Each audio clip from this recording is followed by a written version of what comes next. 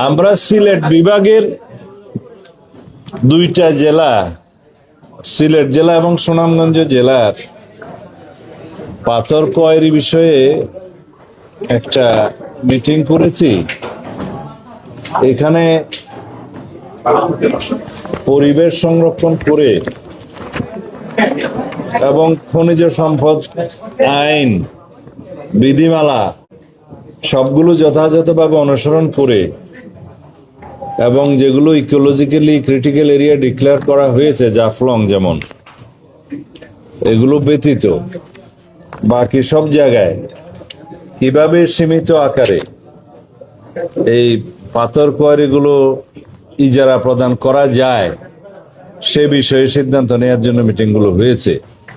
এখানে বিভাগীয় কমিশনার সিলেট এর কে আহ্বায়ক করা হয়েছে, আর দুই জেলার সিলেট এবং সুনামগঞ্জ জেলার জেলা প্রশাসক এবং উভয় জেলার খনিজ সম্পদ মন্ত্রণালয়ের যে পরিবেশের যে প্রতিনিধি, পানি সম্পদ মন্ত্রণালয়ের প্রতিনিধি,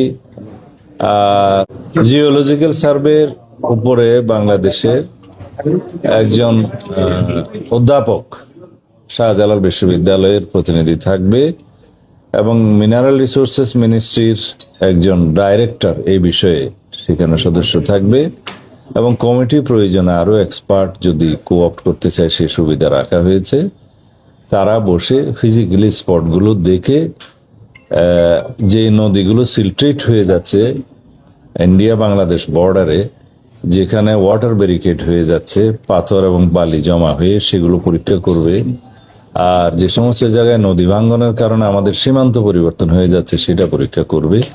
কি পরিমাণে, কত গভীরতায় এই পাথরগুলো উত্তোলন করলে পরিবেশ সংরক্ষণ করা হবে, আহরণ করলে, সে ব্যাপারে সাজেশন দিবে। এবং কোন কোন জায়গায় আমাদের পর্যটন স্পট আছে আর কি, সেই সমস্ত জায়গায়, যেমন সাদা পাথরের একটা স্পট আছে, বিছানাকান্দি আছে, বোলাগঞ্জ আছে, বিভিন্ন জায়গায় আমরা যাতে পর্যটক আকর্ষণ করতে পারি সেটাও তারা এখানে সাজেশন করবে। সেই সমস্ত জায়গায় যাতে আমরা অন্তত একটা শাসনের মধ্যে রাখতে পারি।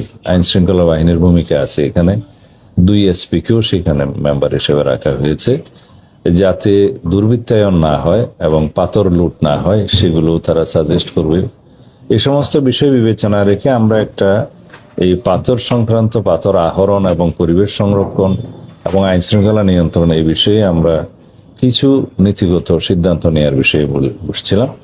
আশা করি আমরা সমস্ত রিপোর্টগুলো পাবো এই লাস্ট অফ দিস মান্থ, তারপরে জুনের ফার্স্ট উইকে আমরা আবার বসবো। এখানে সবচাইতে গুরুত্বপূর্ণ বিষয় হচ্ছে বিভিন্ন পাথর কোয়ারি সম্পর্কে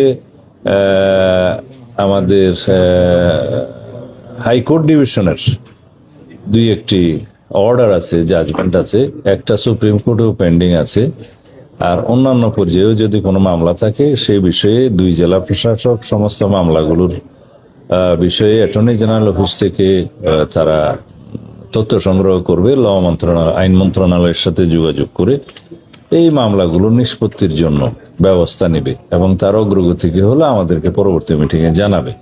আমরা যাই করব আইন মেনে এবং আদালতের রায়কে মাথায় রেখে সম্মান জানিয়ে আমরা বিধি মোতাবেক করার চেষ্টা করব।